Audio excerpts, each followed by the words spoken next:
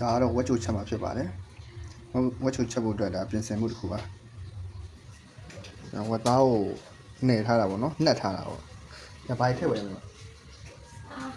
ချိုမိုစနီပဲနဲ့များတယ်စားအချိုမိုစနီပဲငပြားရင်းနဲ့ဒါနယ်ပြီးတော့နှက်ထားတာပေါ့နော်ဒါအရင်ဆုံးကြားပေါ့နော်ကြားကိုလော်တာကြားကိုလော်မှာပေါ့နော်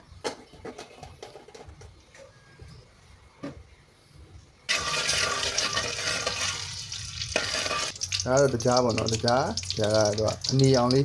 ဖြစ်သွားပြီဆိုရင်စက်သွန်ဖြူစီတက်မှာပေါ့နော်စက်သွန်ဖြူနဲ့ကျင်းနဲ့ထောင်းထားတာပေါ့နော်အဲ့ဒါစီတက်ရမှာပါ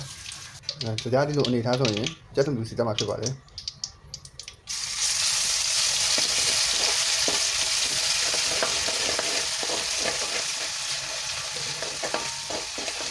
စက်သွန်ဖြူနဲ့ကျင်းကိုစီတက်နေတာဖြစ်ပါတယ်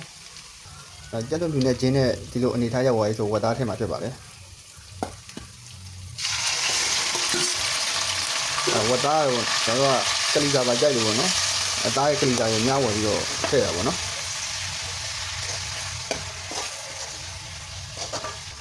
ဒါတော့ဝတ်သားပေါ့နော်အညီနဲ့ပြောင်းအောင်ဆိုပြီးတော့ဒါလုံးထားရပဲဖြစ်ပါတယ်နော်ပြီးတော့မှကြက်သွန်နီနဲ့အာလူကိုကြက်သွန်နီကတော့အုံနဲ့ရိုက်ကြထားတယ်ပေါ့နော်အလုံးလိုက်ထည့်မယ်အာလူကတော့စိတ်ထားရတယ်ပေါ့နော်အမျိုးလေးထည့်ရပါမယ်ဒါလေးတော့ခဏလေးလုံးပေးရပါမယ်ညီနဲ့ပြောင်းဝတ်သားလုံးထားတဲ့လူအနေထားရောက်သွားရင်အာလူထည့်လို့ရပြီနော်အာလူထည့်ပါမယ်အာလူရကြီးကြီးလေးစိတ်ထားအာလူထည့်ပြီးတော့ဒီလိုလေးမှုပေးလိုက်ပါနော်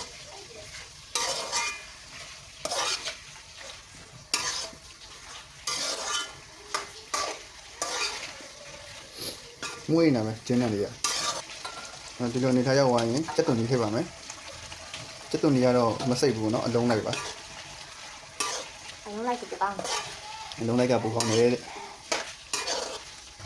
ဒီအနေထားကတော့အဲ့လိုဖြစ်နေပြီเนาะဒီနားလည်းအခုမှလုံးမရှိသေးတယ်တော်တော်မွေးနေပြီเนาะဒါကတော့ခက်ကြကြလေးလုံးပြီးတဲ့အနေထားပေါ့เนาะဒီလိုလုံးပြီးတဲ့ခါမှာရေထည့်ပါတော့မယ်